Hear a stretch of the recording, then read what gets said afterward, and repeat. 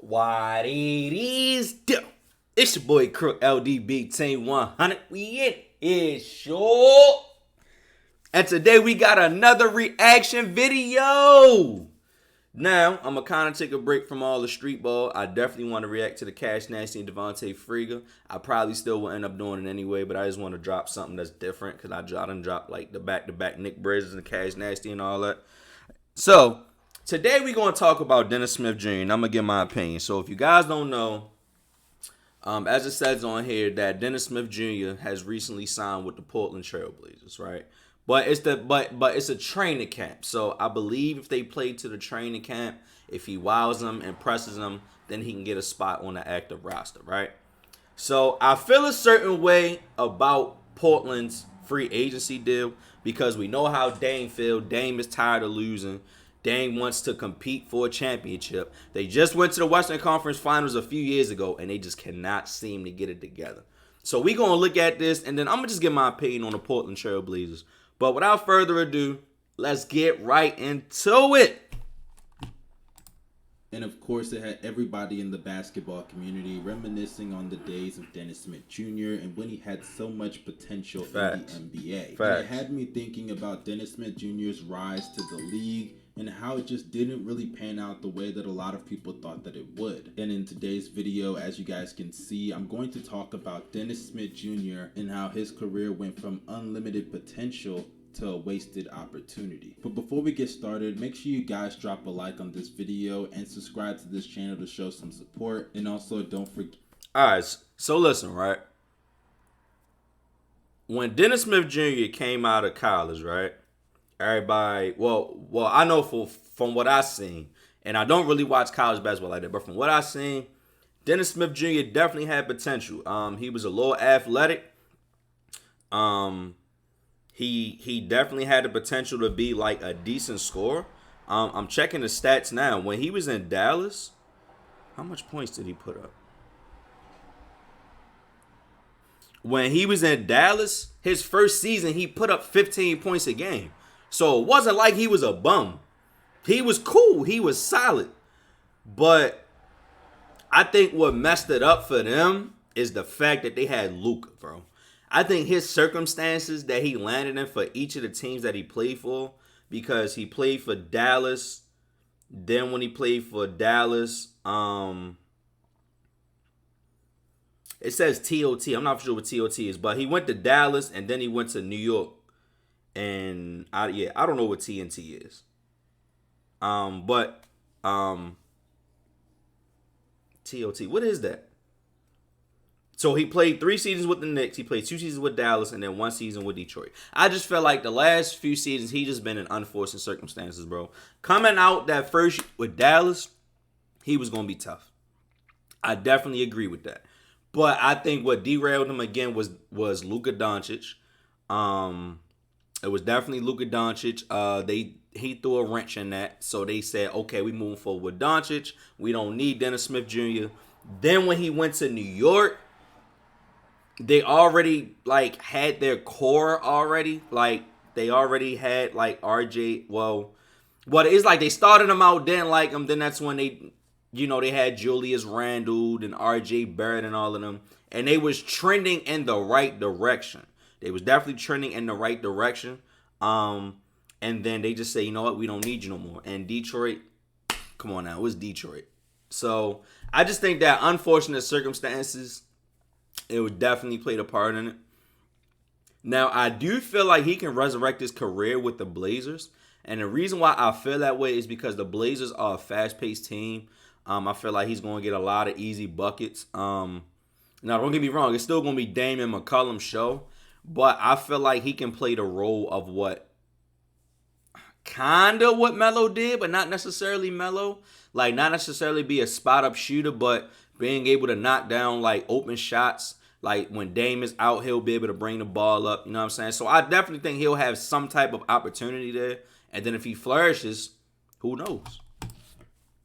Get to hit the bell for post notifications. If you're new to this channel, I drop a video every other day. So, I drop videos essentially daily on this channel. So, stay tuned for that. You will not regret joining the family. But without further ado, let's get back to the career of Dennis Smith Jr. When Dennis Smith Jr. came into the league out of college, a lot of people looked at him as the next Russell Westbrook, Derrick Rose, aka the next young point guard with a bunch of athleticism. Because if you were following him all the way from his time in college to the pros, you would know that Dennis Smith Jr.'s athleticism was one of a kind for a player of his age. He was a high flyer. The acrobatic layup package, and that's just from the highlights that I seen. Taller than him, the bounce, like he was definitely he was a little athletic for real. And when he was at North Carolina State, I gotta be honest, a lot of people thought that he had the potential to even be better than a lot of athletic point guards because he had the advantage of shooting the 3-ball. And we all know you can be as athletic as you want in this league, but if you do not have a consistent 3-point shot, you will run into some challenges as it pertains to your effectiveness in the half court. Just ask guys like Ben Simmons and Russell Westbrook. And yes, I understand that not all percentages translate from the college level to the NBA level, but shooting 36% on a good amount of attempts per game and knocking down just over 1.5 of them a game, those are solid numbers. I'm just being honest here, and you really never know how those numbers are going to translate. It can translate for the better and it can translate for the worse,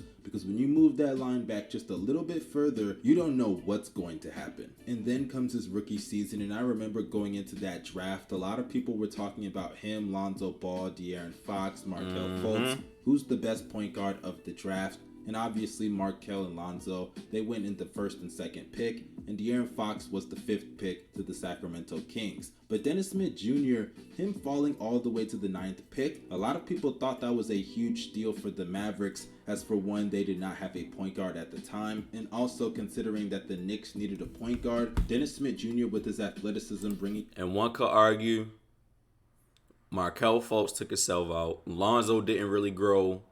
He didn't really grow yet. He still got some growing to do. I think the only well-established point guard out of that whole draft in the first round is De'Aaron Fox. De'Aaron Fox is going crazy over in Sacramento. So can you argue De'Aaron Fox was the best point guard taken in the first round out of that draft? Probably.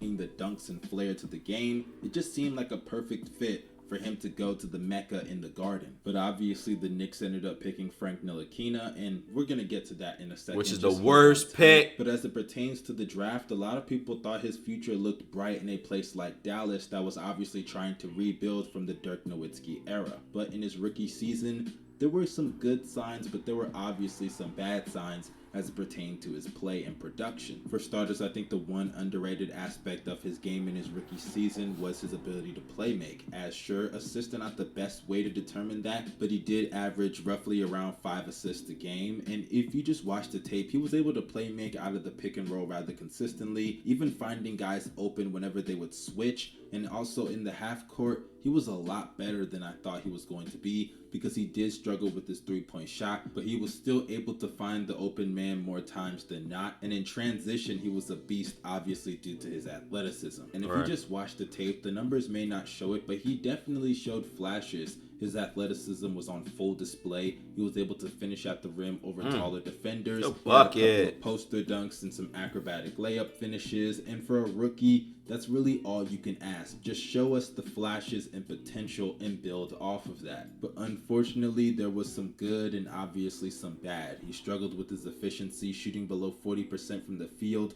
primarily because he just had the range to do whatever he wanted and took a lot of bad shots. His 3-point shot didn't look that good. I mean, it's going to happen, bro. It's going to happen. You're going into a situation where the clear-cut star that was on your team for 15 plus years is about to be retired. And now you're giving a young rookie the green light to do whatever he wants. You're just asking for him to not screw it up. You're telling him, okay, show us something. And he's showing you something. Now, not saying that it's going to be the greatest, but he's a rookie. A rookie averaging 15 points. We done seen Donovan Mitchell score like 20 points in his rookie season, and he always got better. We done seen that. Now, I'm not comparing the talents, but what I'm saying is when these rookies show you the skills in the beginning, now granted, it's going to be some intangibles that they don't have, but see what happens the following season. on just short of 5 attempts. And the free throw percentage, my goodness, he was not a good free throw shooter out of the gate. And he never really ever became one. As in his rookie season, he shot below 70% at the free throw line. And if you rally all of his efficiency up, it comes up to a true shooting percentage of 47%. That is disgusting. I cannot lie to you. But nonetheless, his rookie season, in my opinion, was fairly successful because he showed the flashes and potential. And like I said earlier, all you're asked to do after your rookie season is build upon that. There you go. But in his second year, that's when everything changed. As obviously the Dallas Mavericks in the 2018 NBA draft famously drafted Luka Doncic. And initially, I, like many others, thought that they could potentially make that duo work, but obviously it did not pan out. As in Dennis Smith Jr.'s sophomore season, Luka completely took over, and Dennis Smith Jr. somewhat became an afterthought in Dallas. And Luka's one of them players where he demands the ball, bro. If you've been following Luka, and I've been following Luka a little bit, but not so much, Luka commanded the ball, bro. Like, Luka's one of them players where he makes his presence felt when he has the basketball. It's more so like, all right, I got it. But when you start seeing he doing these step backs and these layups and crossing dudes and all of that, he's making people say, oh, no, we got to worry about him. Forget him. We got to worry about him. You feel me? So, hey. Sometimes they would just put their heads down and completely ignore each other while the other is just standing on the perimeter wide open, and they just completely miss each other. And to be honest, it was somewhat predictable that they were going to have a clash in play styles. Dennis Smith Jr. needs the ball in his hands to be effective. Even though Luka can shoot, at that time you really wanted to see what he could do, maximizing his strengths, and the best way to maximize his strengths is by putting the ball in his hands. So naturally you were going to have a clash there, but then it all built up to, I believe, this one game against the New Orleans Pelicans. Luka had hit this 3 to tie the game. The Pelicans hit some shot down the court, and they needed just one more shot to send it into overtime. They used Luka as a decoy, which led to Dennis Smith Jr. getting the ball, and he went up for a shot, but because he hesitated far too long at the three-point line, he wasn't able to get his shot up before the game clock expired. And if you saw Luka Doncic's reaction, to describe it as frustration would be an understatement. And I remember seeing that and thinking, yeah, yikes. Fast forward to less than a month later, and Dennis Smith Jr. is traded. Think about that. The Dallas Mavericks drafted him as a top 10 pick. He was the 9th pick in the 2017 NBA draft. And just because Luka came along, took all of his thunder, they didn't mesh well for just a couple of games. They traded him.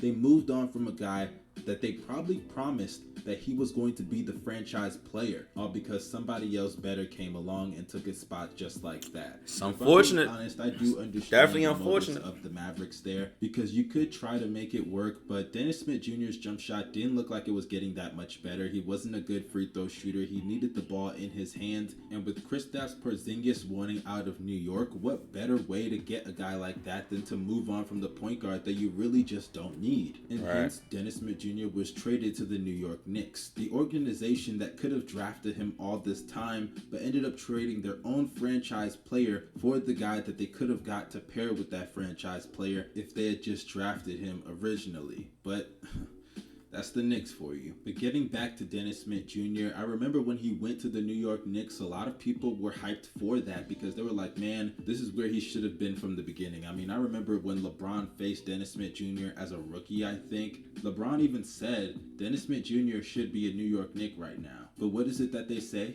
It doesn't matter the path, it just matters the destination. And obviously Dennis Smith Jr. got to the destination that a lot of people thought he should have been at. Like, look at that, bro. Unfortunately, after a really that man's athletic performance in New York Knicks fans turned on him. Yes, they turned on Dennis Smith Jr. It got so bad and he played so terrible to the point that they were chanting, "We want Frank" at him consistently in the Garden. Yes, Frank Ntilikina. And the chant of "We want Frank" is starting there at the Garden. That's crazy. Man.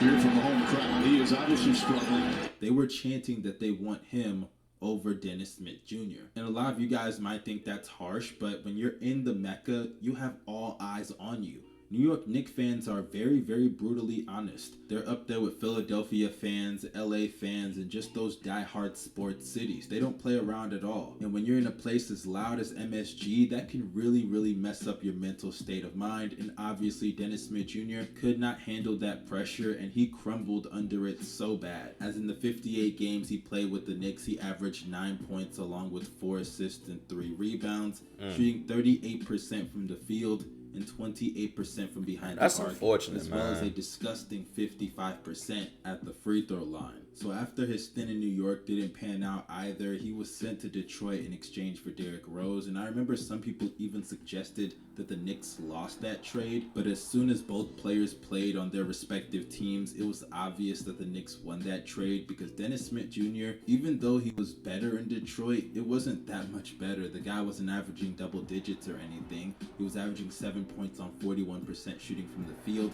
His 3-point percentage was up, but it was on less than 3 attempts. Still not that good of a free throw shooter. Still took bad shots. Still not that great defensively. And the Pistons were tanking. So it really is no shocker that they picked up Dennis Smith Jr. because as sad as this sounds, he was going to help them lose games. So that then leads us to where we are today with him trying out for the training camp of the Portland Trail Blazers. And I wish him the best of luck.